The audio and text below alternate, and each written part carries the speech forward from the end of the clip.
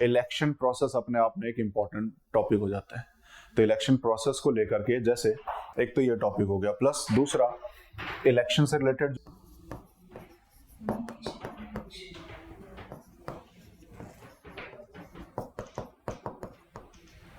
ये दो important topic है अभी फिलहाल, मेंस के पर्सपेक्टिव से भी और प्रीलिम्स के पर्सपेक्टिव से उसमें कुछ है नहीं, ठीक है। तो मेंस के पर्सपेक्टिव से ये इंपॉर्टेंट रहते हैं।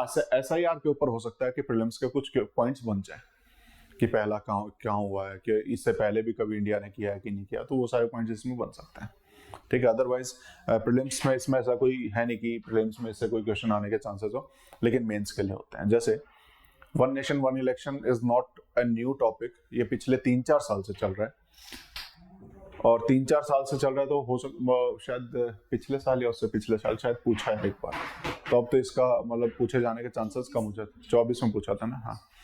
तब इसमें क्या मतलब होना चाहिए कि नहीं होना चाहिए, हमें बस वो पॉइंट पता होने चाहिए।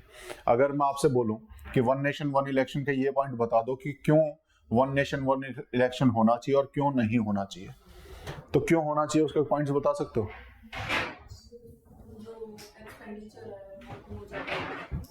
एक्सपेंडिचर, ठीक है, और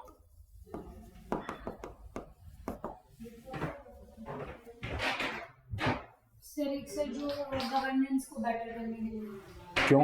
क्योंकि हमारे जो मोस्ट ऑफ ऑफिसर्स है या ये मशीनरीज जो हम इलेक्शन में लगाते हैं, मोस्ट ऑफ द टाइम इसी में बिजी रहते हैं, ठीक है, और जो हमारे यूजफुल रिसोर्सेज हैं उनको कहीं बेटर जगह लगा सकते वो तो एक्सपेंडिचर में आ जाएगा कंट्रोल करने के लिए, ठीक है। और मेन तो पॉइंट यही बोले जाते हैं, पहला तो ये बोला जाता है कि एक्सपेंडिचर कहीं ना कहीं हम कंट्रोल कर पाएंगे, प्लस बार बार इलेक्शन होते रहते हैं, तो पूरा देश पूरे साल इलेक्शन के ही मोड में चलता रहता है, आज यहाँ पर कल वहां पर कल वहां पर। इस चक्कर में बहुत सारी एजेंसीज हैं जो इसमें इन्वॉल्व है। जैसे जब भी इलेक्शन होंगे तो कोई भी एक हमारी जो पैरामिलिट्री फोर्स है उसको वहां भेजा जाता है, तो पूरी एक ये डिप्लॉय होती है वहां पर, प्लस वहां की पूरी गवर्नमेंट मशीनरी उसके अंदर इन्वॉल्व हो जाती है। गवर्नमेंट मशीनरी जब इन्वॉल्व हो गई तो टीचर्स को भी उसमें एम्प्लॉय कर दिया, बाकियों को भी एम्प्लॉय कर दिया, तो उनकी प्राइमरी ड्यूटी कहीं ना कहीं पीछे रह जाती है। तो ऐसे में बार बार हमारा गवर्नेंस जो है वो ठप पड़ जाता है, वो उसमें कोई काम नहीं हो रहा है। प्लस इसके अलावा भी अगर आप देखोगे मशीनरी और गवर्नेंस, तो गवर्नेंस में ही एक और पॉइंट को अगर हम देखें, एक बार इलेक्शन अनाउंस हो गए तो वहां मॉडल कोड ऑफ कंडक्ट लग जाता है, तो वहां पर नॉर्मली भी कोई काम नहीं होता है। तो वो सब करने के लिए मतलब काम को टाइम पे चलाए रखने के लिए, या फिर हमें पता है कि 5 साल में एक बार है, तो हम काम को उस हिसाब से प्लान करके चलें कि उस टाइम के लिए कोई ऐसा पेंडिंग काम ना छोड़े, ठीक है। तो 5 साल में जब करेंगे तो ऐसा हो जाएगा। लेकिन अभी क्या है, हर बार कहीं ना कहीं इलेक्शन, अभी पता चला कि कहीं और इलेक्शन का अनाउंस हो गया तो सब लोग वहां पर बिजी हो जाएंगे, इवन हमारे जो मेन ऑफिशियल्स हैं वो भी वहां पर मतलब कैंपेनिंग के लिए चले जाएंगे, ध्यान उधर हो जाता है। प्लस इसके साथ साथ जब भी बार बार ये इस टाइप के इलेक्शंस अनाउंस होते हैं तो उसमें एक जो इंपॉर्टेंट चीज होती है कि हमेशा हर पार्टी कोशिश करती रहती है कि हम किस तरीके से जो हमारे DPSP में एनसोप या फिर सोशल जो वेलफेयर पॉलिसीज हैं, तो फ्री रेवड़ी टाइप में, तो फ्री रेवड़ीज बार बार अनाउंस करती रहती हैं और बहुत जल्दी जल्दी अनाउंस होता रहता है। तो ऐसे में वो कल्चर भी हमारा यहाँ पर चलता है, तो गवर्नमेंट में अकाउंट डेफिसिट वगैरह इसकी वजह से होता है, ठीक है। तो ये सब भी इसके अंदर आ जाते हैं। जब हम इसमें बोलें कि नहीं होनी चाहिए तो उसके लिए क्या बोल सकते हो? वो तो इसी में आ गया ना, कि इसीलिए कि वो होना चाहिए, कि इतनी बड़ी वर्क फोर्स नहीं है। नहीं, आप हाँ में बोल रहे हो? नहीं में नहीं, क्यों नहीं है वर्क फोर्स? जब हम नेशनल जनरल इलेक्शन कराते हैं तो पूरे देश में ही तो होते हैं वो एक साथ, उसी के साथ। वन नेशन वन इलेक्शन का मतलब क्या है? वन नेशन वन इलेक्शन का मतलब ये है कि जब आपके यूनियन के इलेक्शन कराए जाएं उसी टाइम स्टेट गवर्नमेंट के भी इलेक्शन हो, तो यूनियन में सारी मशीनरी लगी तो ही है, उसी मशीनरी को यूज करके हम स्टेट के भी साथ में करा देंगे, तो डुप्लीकेसी ऑफ वर्क बच रहा है ना, हमारा एक्सपेंडिचर बच रहा है ना, हमारी मशीनरी बच रही है ना, लेस यूज हो रही है, रिसोर्सेज का बेटर यूटिलाइजेशन हो रहा है, ठीक है। तो नहीं कराने चाहिए कि और क्या ऑप्शन हो सकता है?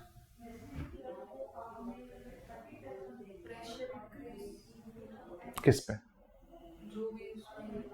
प्रेशर क्यों इंक्रीज होगा? उनको तो इलेक्शन करा करके जा करके बैठना है पोलिंग ऑफिसर को, उसको तो एक आया है तो 2 आ जाएंगे उसकी जगह पे, एक दिन के बजाय 2 दिन में हो जाएंगे।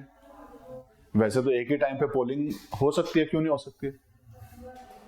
इसमें जो सबसे इंपॉर्टेंट है, पहला कंसंट्रेशन ऑफ रिसोर्सेज बहुत नहीं, बेटर यूटिलाइजेशन ऑफ रिसोर्सेज हो। तो जो इशू होगा वो इसमें सबसे पहला होगा कि जब वन नेशन वाली इलेक्शन होगा ना, तब उस टाइम पे हमारे जो रीजनल इंटरेस्ट हैं वो पीछे रह जाएंगे, नेशनल इंटरेस्ट पे ही बात होगी।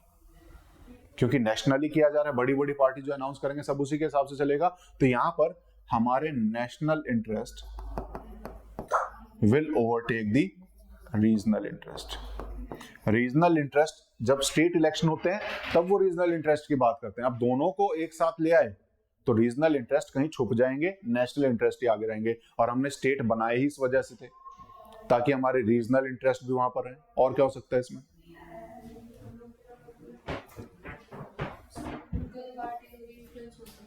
क्या? किसी एक सिंगल पार्टी का भी इन्फ्लुएंस हो सकता है। हाँ, वही उसी को लिख रहा हूं मैं। जो नेशनल पार्टी है उसको लोग ज्यादा सुनेंगे और रीजनल पार्टीज जो हमारी बनाई हुई हैं वो पीछे रह जाएंगी। तो रीजनल पार्टीज के जितने बेनिफिट थे वो कहीं ना कहीं गायब हो जाएंगे, जो हमने पढ़े थे कि इनके बेनिफिट्स क्या हैं। और क्या हो सकता है? हमारा कॉन्स्टिट्यूशन भी नहीं कहता है कि हमारे जो बेसिकली एक साथ इलेक्शन कराया जाए, तो this is against the constitution. Against the constitution क्यों है? कि कॉन्स्टिट्यूशन में क्या बोला है कि स्टेट लेजिस्लेचर अलग है, उसका इलेक्शन जो कराया जाएगा वो स्टेट मतलब स्टेट में होगा जब उसके 5 साल हो जाएंगे।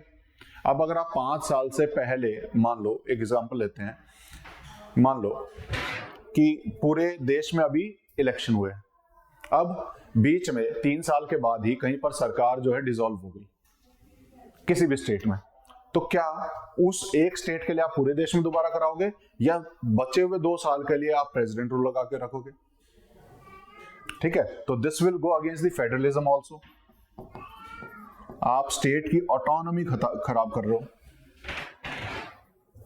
ठीक है, जैसे अगर एक साथ इलेक्शन कराने हैं तो कभी ना कभी तो पूरे साल में वो एक दिन लाना पड़ेगा।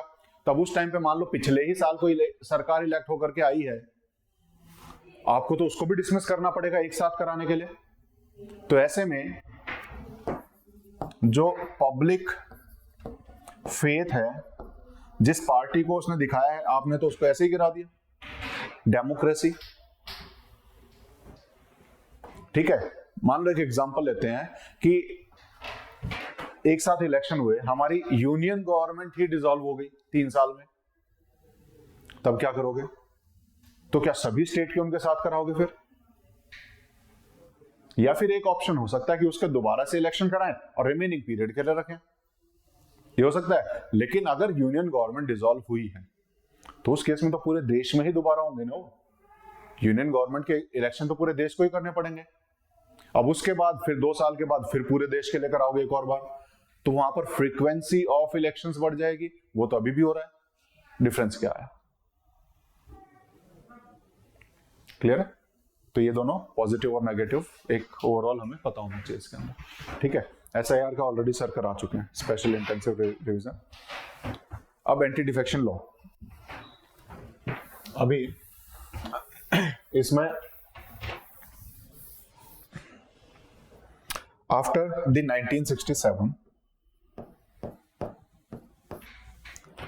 1967 के बाद क्या हुआ था कि बहुत सारे मेंबर्स एक पार्टी छोड़ करके दूसरी पार्टीज को ज्वाइन करना शुरू कर चुके थे। ठीक है, स्टेट्स में भी और सेंट्रल लेवल पे भी। तो यहां पर इनस्टेबिलिटी की कंडीशंस बहुत ज्यादा डेवलप्ड हो रही थी। तो इसकी वजह से रीजन मतलब हो क्या रहा था कि लोग एक पार्टी को छोड़ करके दूसरी पार्टी ज्वाइन कर रहे हैं, और जब वो पार्टी ज्वाइन कर रहे हैं इसकी वजह से पॉलिटिकल इंस्टेबिलिटी आ रही है, सरकार गिरने तक की हालात में पहुंच रही है। मेन गवर्नमेंट उसको धमकी दे देंगे, मुझे मिनिस्टर बना रहे हो, ठीक है, नहीं तो मैं जाता हूं दूसरी पार्टी ज्वाइन करता हूं। ठीक है, तो ऐसे में क्या हुआ? इंस्टेबिलिटी की कंडीशन आ गई। उस इंस्टेबिलिटी से लड़ने के लिए, या फिर अगर हम देखें तो उस टाइम पे तो फेमस भी होगा था आया राम गया राम, बेसिकली कि आज इस पार्टी में कल उस पार्टी में। कुछ मेंबर्स ऐसे भी थे कि जो डेली बेसिस पे पार्टीज बदल रहे थे, which is leading to the political instability या फिर हाउस की इंस्टेबिलिटी। ठीक है, अगर ऐसा होता, सरकार गिरती तो बार बार इलेक्शन भी कराने पड़ते हैं, तो उसमें उस चीज को रोकने के लिए सभी पार्टीज ने मिलकर के डिसाइड किया कि इसके खिलाफ कुछ करना पड़ेगा।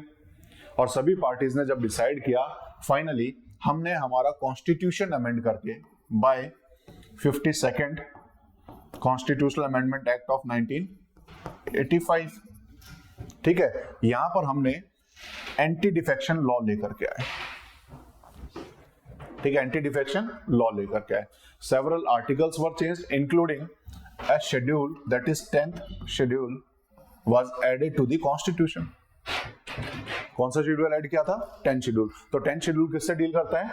एंटी डिफेक्शन लॉ से डील करता है। ठीक है, तो ये शेड्यूल हमने इसमें ऐड किया, कुछ आर्टिकल्स में भी हमने अमेंड किए ताकि इस तरह के जो आराम गैराम वाली प्रैक्टिसेस हैं इसके ऊपर रोक लगाई जा सके। तो इसके अंदर देयर आर सेवरल प्रोविजंस जो हमने किए थे। इसके बाद थोड़े से चेंजेस हमें इसमें करने पड़े थे जो हमने किए थे 91st constitutional amendment act of 2003 से। इसके बाद जो चेंजेस हुए वो कौन से हुए हैं? 91st amendment 2003। एक ही चेंज मेनली हमें एंटी डिफेक्शन में पढ़ना, वो भी थोड़ी देर में बता देता हूँ क्या था। अभी एंटी डिफेक्शन लॉ जब लाए थे, पर्पस हमें पता लग गया किस लिए लेकर के आए। ठीक है, एंटी डिफेक्शन के अंदर प्रोविजंस क्या क्या किए वो हमें पता होने चाहिए। इसके अंदर बोला गया कि जैसे एक पहली चीज कि कोई भी एक पर्सन एक पार्टी छोड़ करके दूसरी पार्टी में जा रहा है, ठीक है, या फिर अगर मेन पार्टी ने, मतलब पार्टी का जो चीफ है या फिर उसका जो अथॉरिटीज हैं, उन्होंने कोई भी डिसीजन लिया है, उस डिसीजन के खिलाफ भी अगर कोई जा रहा है, जैसे एक बार किसी पार्टी ने डिसाइड किया कि आज मेन हमारा काम है और वहां पर वोटिंग के लिए सबको आना है, उस वोटिंग में कोई नहीं पहुंचे, या फिर आकर के वो वोटिंग ही ना करे, या फिर पार्टी के खिलाफ वोट कर दे, तो यहां पर अगर अगेंस्ट डिसीजन हो, वोट अगेंस्ट हो या एब्सटेनिंग फ्रॉम वोट हो, किसी भी कंडीशन में अगर पार्टी की परमिशन नहीं मिली है तो ये भी हमारा एंटी डिफेक्शन के अंडर काउंट होगा, इसको भी डिफेक्शन माना जाएगा। क्लियर है? सिर्फ पार्टी चेंज करना इज नॉट डिफेक्शन, वहां पर पार्टी ने जो बोला है उसके खिलाफ जाना भी डिफेक्शन कंसीडर किया जाता है, उसके खिलाफ वोट करना भी डिफेक्शन होगा। बोला है आपने, उल्टा नहीं किया, लेकिन जो बोला है वो भी नहीं किया, तो वो भी क्या कहलाएगा? डिफेक्शन। तो ऐसे में एंटी डिफेक्शन लॉ लागू होगा उसके ऊपर। और ये जब लॉ बनाया था, अमेंडमेंट किया था, तो यूनानिमसली सभी पार्टीज ने इसको एक्सेप्ट किया था। ठीक है, तो इस पार्टी को सभी पार्टीज ने, तो ये डेमोक्रेसी की एक, मतलब हम देखते हैं मतलब कितनी मैच्योर हमारी हो रखी है कि जब इस तरह के लॉ बनाए जाते हैं तब उस टाइम पे सभी पार्टीज एक साथ आकर के उसको सपोर्ट भी करते हैं। तो this shows the maturity of the democracy also. Sir ये इस तरीके के लॉज अब क्यों नहीं बन रहे? अब तो हमारे पास और ज्यादा अच्छे रिसोर्सेज, अच्छी चीजें बन तो रहे। शांति एक्ट अच्छा बना है, ठीक है ना, जहां पर हमने प्राइवेटाइजेशन किया है न्यूक्लियर साइड का, जो बहुत पहले जरूरी था। ठीक है, तो अच्छा तो लॉ है, तो लॉ तो अभी भी अच्छे बन रहे हैं, और वहां पे भी कभी कभार ही बनते थे, अभी भी कभी कभार बन रहे हैं। ठीक है, तो फ्रीक्वेंसी वही है, कभी कभी कोई अच्छा लॉ आ जाता है। ठीक है, अदरवाइज तो लॉ तो खैर सारे ही अच्छे होते हैं, इंप्लीमेंटेशन उनका खराब होता है। ठीक है, लॉ तो सारे ही अच्छे हैं। ये बात समझ में आएगी? एंटी डिफेक्शन कहां कहां लगेगा? या तो एक पार्टी से दूसरी पार्टी में कोई चला जाए, या फिर उसके अलावा अगर पार्टी की अथॉरिटीज के द्वारा दिए गए, जिसको हम बेसिकली क्या बोलते हैं, विप, है ना, पार्टी के द्वारा जब विप इशू की जाती है, उस विप के अगेंस्ट भी कोई जाता है, उसको भी डिफेक्शन के अंदर काउंट किया जाएगा। वोटिंग के लिए बोला है, वोटिंग नहीं की तो भी डिफेक्शन काउंट होगा, और किसी और को वोट कर दिया तो भी डिफेक्शन काउंट होगा। क्लियर है? तो ये सब डिफेक्शन के केसेस हो जाते हैं। अब ऐसे में कुछ स्पेशल केसेस हमें पता होने चाहिए इसके अंदर, जब डिफेक्शन की बात करते हैं, जब हम एक पार्टी से दूसरी पार्टी की बात करते हैं, तो यहां पर कुछ कंडीशंस हैं। पहली कंडीशन अगर हम देखें कि अगर कोई भी person, if he is elected from an party और after election if he joins another party, कौन कौन से केस सुटेबल है फॉर द डिफेक्शन, वो हमें पता होने चाहिए। तो केसेस क्या क्या है जो सुटेबल है फॉर द डिफेक्शन? फर्स्ट, अगर कोई भी elected member after election joins another party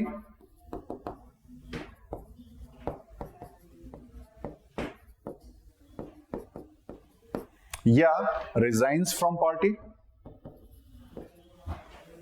या फिर पार्टी से रिजाइन कर दे।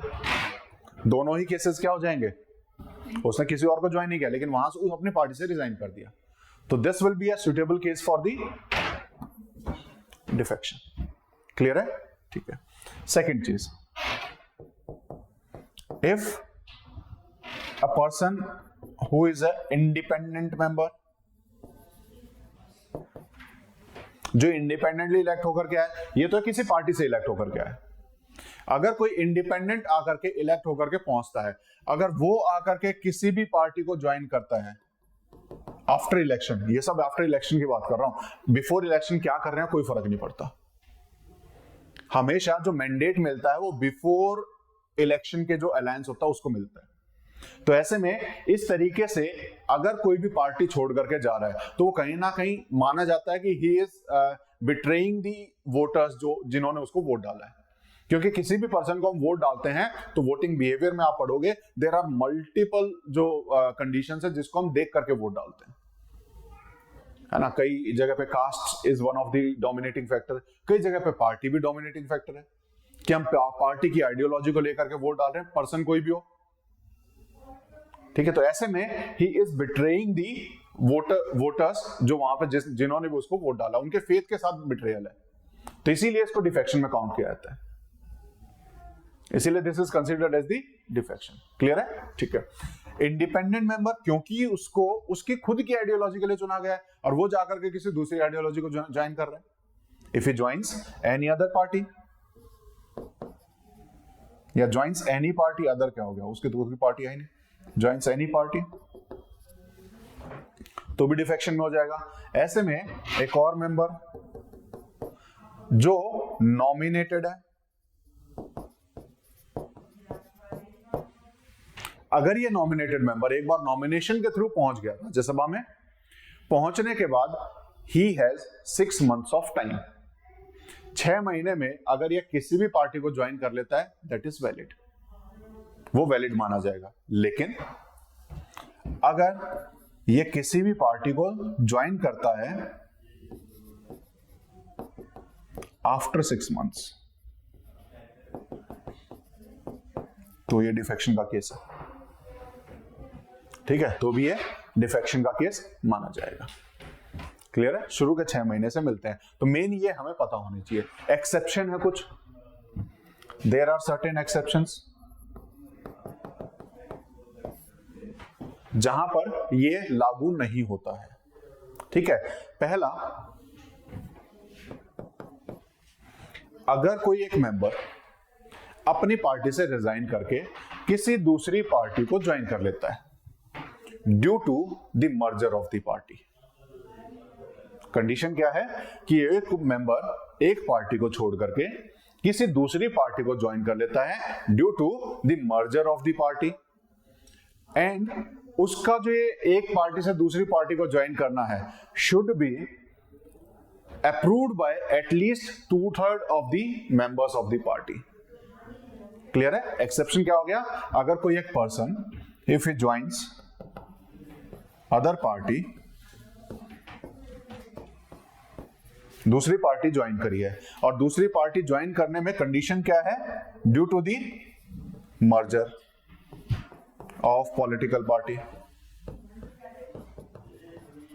इसमें कंडीशन क्या है कि 2/3 of the member of the party जिससे उससे छोड़ करके दूसरा ज्वाइन किया है, they should approve this merger, they should approve this merger. यहां पर जो मैंने कंडीशन बताया था ना, ये एब्सटेन फ्रॉम वोटिंग में, इसमें एक कंडीशन और लिख लेना कि अगर मान लो पर विदाउट परमिशन है, ये सब कब कर रहा है? जब वो विदाउट परमिशन कर रहा है।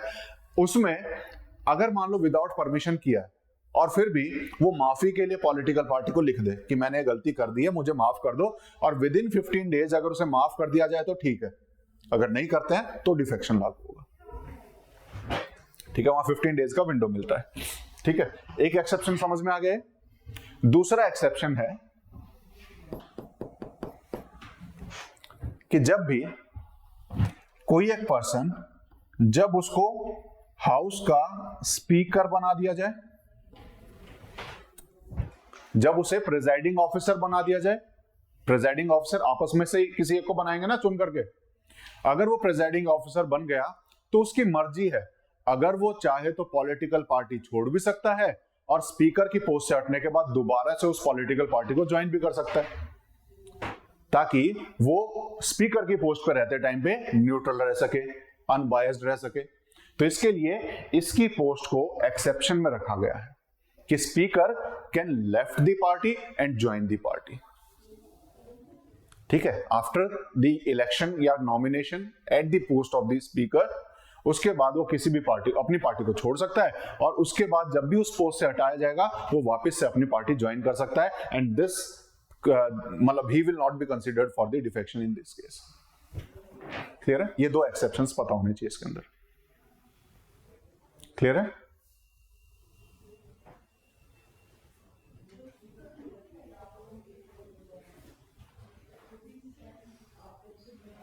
एक कंडीशन और थी इसमें,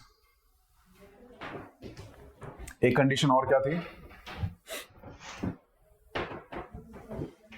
यहीं लिख लेता हूं। अगर किसी भी एक पार्टी से कुछ मेंबर उसी पार्टी को तोड़ करके अलग पार्टी बना ले, दैट इज स्प्लिट, उसको हम क्या बोलेंगे? अगर पार्टी में स्प्लिट करके कुछ मेंबर अपनी एक अलग पार्टी बना ले, वो एक्सेप्शन में आता था पहले कि वो भी एक्सेप्शन है, दैट वाज अलाउड। लेकिन हमने क्योंकि ये पाया कि पॉलिटिकल पार्टी में अगर स्प्लिट होकर के चले गए तब भी तो इंस्टेबिलिटी का खतरा है, वो इंस्टेबिलिटी का खतरा तब भी बना रहेगा। तो ऐसे केस में इस स्प्लिट को रोकने के लिए हमने एक और अमेंडमेंट किया था, that is 91st amendment of 2003। तो 91st अमेंडमेंट ने इस एक्सेप्शन को डिलीट किया था जो हमारे पास पहले से था। ये पहले एक्सेप्शन था, स्प्लिट वाज अलाउड और स्प्लिट को डिफेक्शन केसेस में नहीं माना जाता था, लेकिन 91st अमेंडमेंट ने इस स्प्लिट को डिलीट कर दिया है। अब अगर कोई पार्टी को स्प्लिट करके नई पार्टी बना करके वहां पर रहना चाहता है तो वो भी डिफेक्शन के केस में ही माना जाएगा।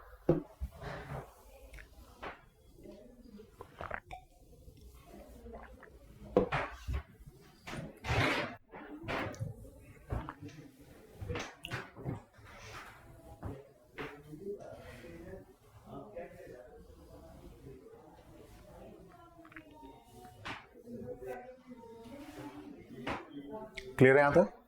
ठीक है, कुछ कंडीशंस अब इसके आगे पढ़ लेते हैं। अब इसके बाद हमने 10 शेड्यूल ऐड कर दिया, तो 10 शेड्यूल के अंदर ये सारी चीजें दी हुई हैं जो जो अभी हमने पढ़ा है। अभी इसके बाद क्वेश्चन ये आता है कि एंटी डिफेक्शन के केसेस में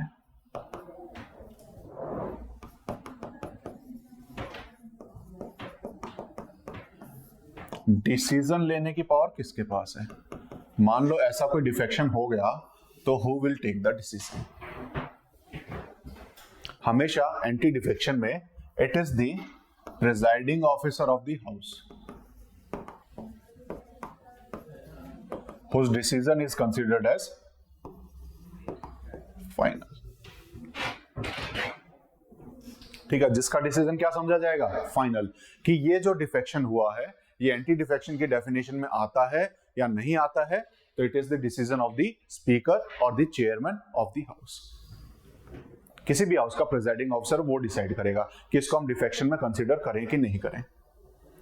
डिफेक्शन से एक बार किसी पर्सन को पॉलिटिकल मेंबरशिप से हटा दिया, उसको उस हाउस के मेंबरशिप से हटा दिया। डिफेक्शन का ये मतलब है ना कि अगर एक बार ये प्रूव हो गया तब उस टाइम पे फॉर द रिमेनिंग पीरियड वो हाउस का मेंबर नहीं रहता है।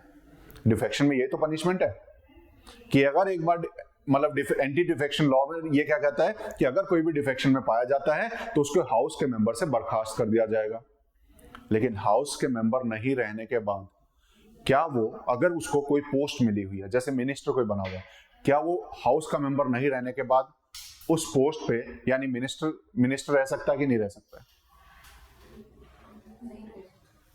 रह सकता था, लेकिन 91st मेंबर जो अमेंडमेंट हुआ उसने बोला कि नहीं, अगर किसी को हाउस से बाहर निकाल दिया गया है तो he can not be the minister also, he has to resign from the post of the minister also. Clear है? Once a member disqualified to be a member of the house, then he will automatically become disqualified for the post of the minister also,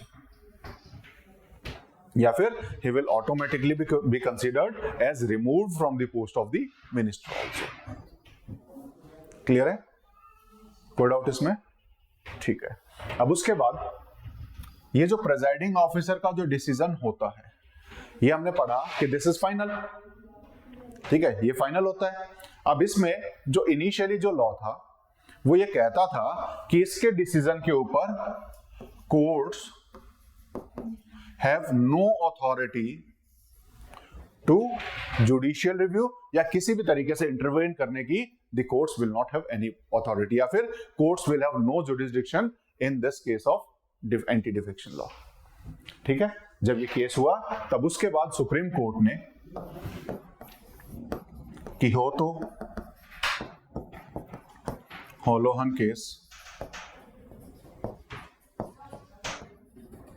of 1992, इस case में finally decide किया गया कि नहीं, ये तो हमारा जो कॉन्स्टिट्यूशन है उसी के खिलाफ है, यानी इस तरीके से you are trying to curtail the powers of the court, you are trying to curtail the powers of the court, और इसीलिए ये जो है आपने जो कोर्ट्स को इनवैलिडेट किया हुआ है, हम इस प्रोविजन को आज से अनकॉन्स्टिट्यूशनल घोषित करते हैं। दैट मींस कि ये जो डिसीजन है, decision will be subjected to the judicial review. The decision of the speaker और the presiding officer will be subjected to judicial review. या किसमें बोला गया कि हो तो होलोहन केस ऑफ 1992।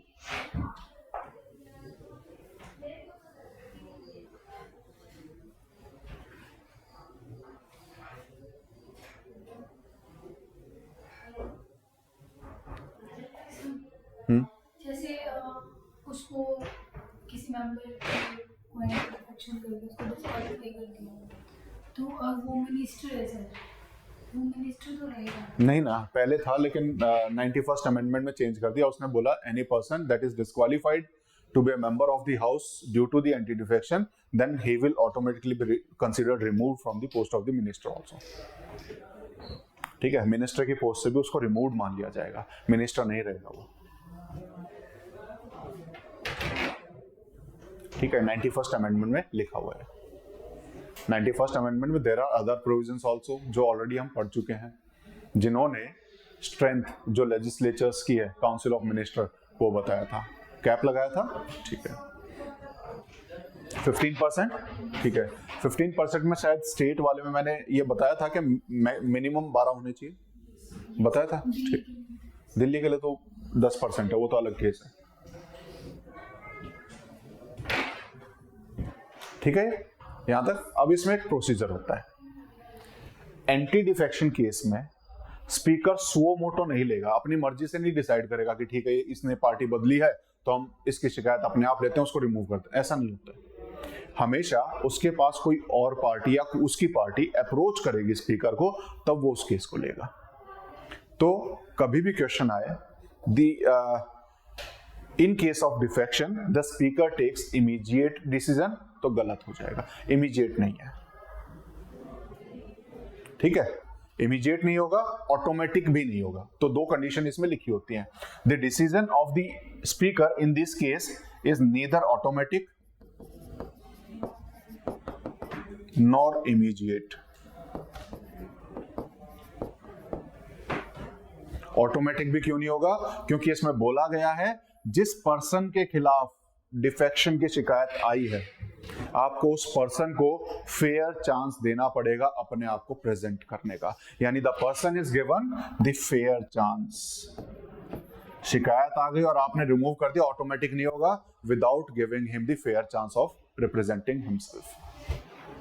ठीक है, तो ये स्टेटमेंट में कभी आ जाए the removal in the anti defection case by the speaker is automatic and immediate, तो स्टेटमेंट गलत हो जाएगा।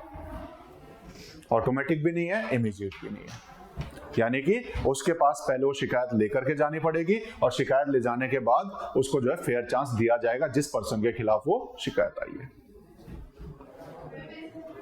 क्लियर है यहां तक? कोई डाउट? ठीक है। और 52nd अमेंडमेंट में मेरे हिसाब से और कोई ऐसी बात है नहीं जो बची हुई हो। ठीक है, तो कौन ले सकता है डिसीजन? प्रिजाइडिंग ऑफिसर ले सकता है। ठीक है, ये पता होना चाहिए कि होता ऑल इन केस हो गया, ये फेयर चांस हो गया, प्रिजाइडिंग ऑफिसर। ठीक है, और कंडीशन स्प्लिट, हाँ स्प्लिट वाला मैंने बता ही दिया। ठीक है, स्प्लिट के केस में 91st अमेंडमेंट बोला कि स्प्लिट के केस एंटी डिफेक्शन में माने जाएंगे, एक्सेप्शन नहीं रहेंगे। ठीक है, अब अगर हम कहें बेनिफिट्स एंड इश्यूज, अगर बेनिफिट बताने हों, what are the benefits of this anti defection law?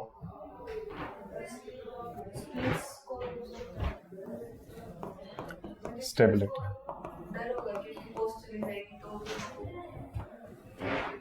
हाँ, तो स्टेबिलिटी आई कुल मिलाकर के ये है। ठीक है, सबसे इंपॉर्टेंट अगर हम इसका बेनिफिट देखें तो it provides stability to the politics in the India. ठीक है, और क्या हो सकता है?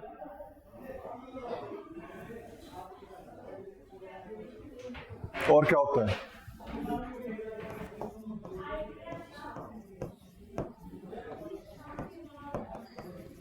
पब्लिक फेथ को इंश्योर किया इसने कि एक बार हमने जिसको वोट डाला है तो वो वहीं रहे।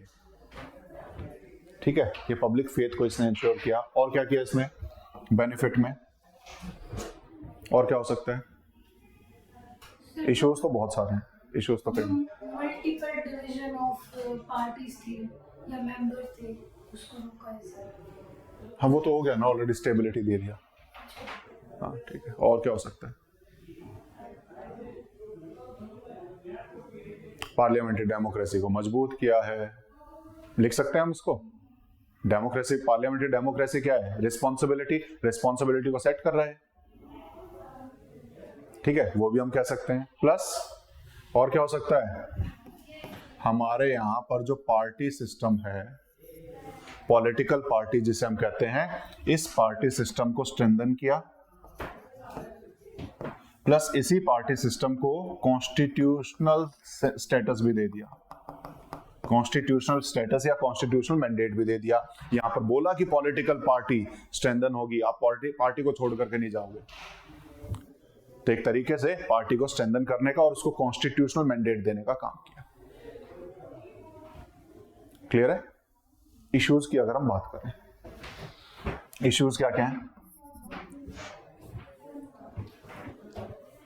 सर अगर पार्टी कोई लॉ नहीं आ रही है और वो गलत है और वो मैं उसके फेवर में वोट नहीं करना चाहती, लेकिन मेरे को करना पड़ेगा क्योंकि मैं उस पार्टी में। बिल्कुल एग्जैक्टली, इंडिविजुअल लिबर्टी।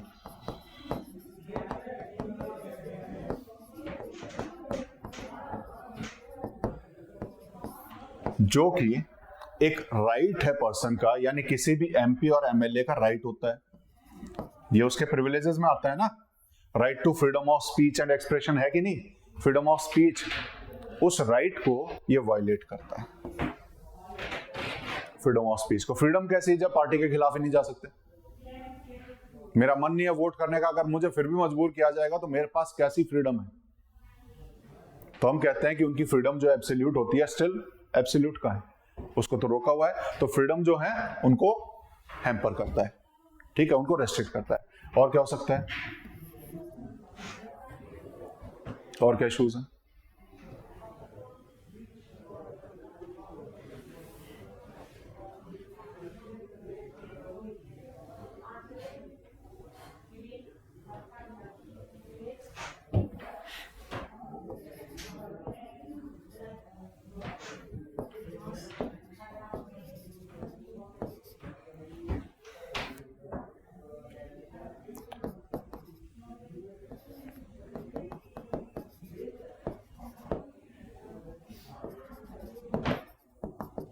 एक बात बताऊं, सिंपल सा अगर हम समझे, एक पर्सन मतलब एक पर्सन एक पॉलिटिकल पार्टी को छोड़ करके दूसरी को ज्वाइन कर रहा है, ये तो गलत है।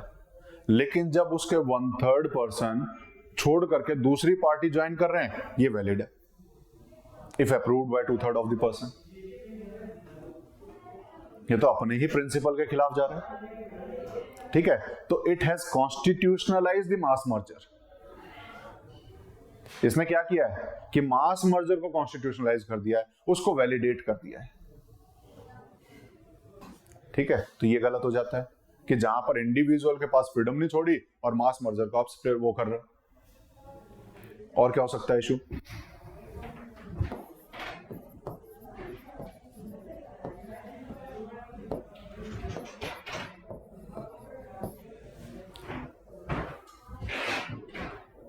Speaker, who is one among the member of the political parties, अब वो अपनी ही पार्टी के खिलाफ जब डिसीजन लेना होगा तो रिलक्टेंट हो जाएगा, दूसरा की पार्टी के ऊपर जल्दी से डिसीजन ले लेगा, ठीक है। इसमें एक पॉइंट लिख लेना, जब लिखोगे, जब ये डिसीजन, मैंने बोला कि decision of the presiding officer is final, तो यहां पर एक कंडीशन है कि there is no time limit mention for the presiding officer. वो कितने भी टाइम में डिसीजन ले सकता है, there is no time limit.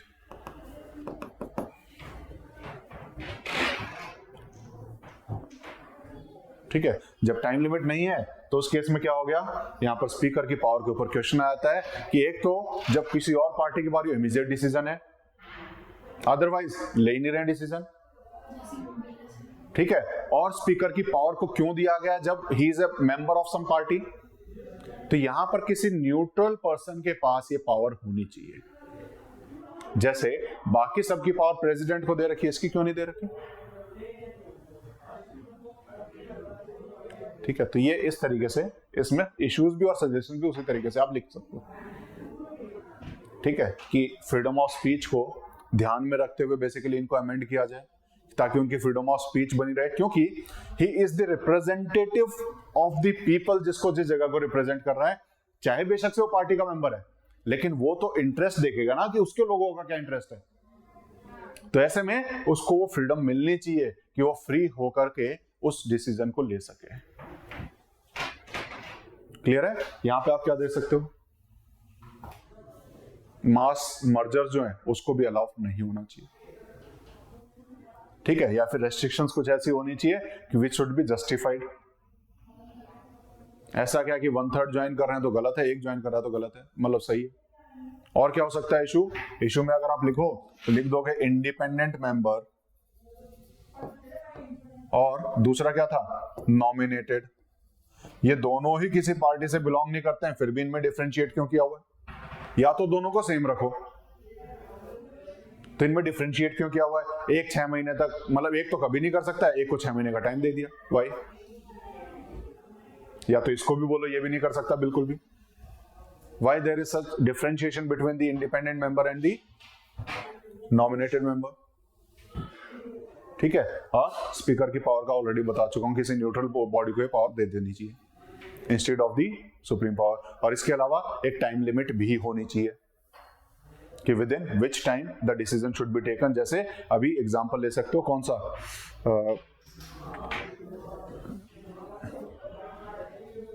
Andhra Pradesh high court है कि कौन सा, केरला हाई कोर्ट था, कौन सा था, अभी उसके ऊपर उन्होंने डिसीजन नहीं लिया था। हाई कोर्ट ने बोला कि अगर 3 महीने में डिसीजन नहीं लिया तो हम डिसीजन लेंगे, that will be full and final on the anti defection. अभी रिसेंट का ही है, शायद महीने पहले ये केस चल रहा था, केरला का था ना, ठीक है। तो वहां पर ये केस चल रहा था, क्लियर है। This was all about the anti defection, इतना ही था इसमें, ठीक है, और कुछ नहीं है इसमें, ये बता चुका हूं दोनों, ठीक है। ये जो एग्जेम्पशन था स्प्लिट का, ये डिलीट हो गया यहाँ पर, ठीक है। पहले होता था स्प्लिट बाय 1/3 मेंबर्स, जो स्प्लिट है, split by 1/3 member was allowed, ठीक है, जो इन्होंने डिलीट किया बाद में, ठीक है। उसके अलावा ये कंडीशन जो ऑलरेडी बता चुका हूँ, तीनों कंडीशन में डिस्कस कर चुका हूँ कि किस कंडीशन में क्या होता है। इसके अलावा हाँ, मर्जर है तो वो अलाउड होता है, और स्पीकर वाला, ये 2 एक्सेप्शन मैंने बताए थे इसमें। डिसाइडिंग अथॉरिटी प्रिजाइडिंग ऑफिसर होता है, लेकिन कियोतो हॉलैंड केस में बोला था कि जो आपने कोर्ट को बाहर रखा हुआ, दिस इज अनकॉन्स्टिट्यूशनल, कोर्ट के पास जुडिशियल रिव्यू के लिए आ सकता है कोई भी, तो कोर्ट की पावर नहीं छीनी जा सकती। ठीक है, ये था इसमें।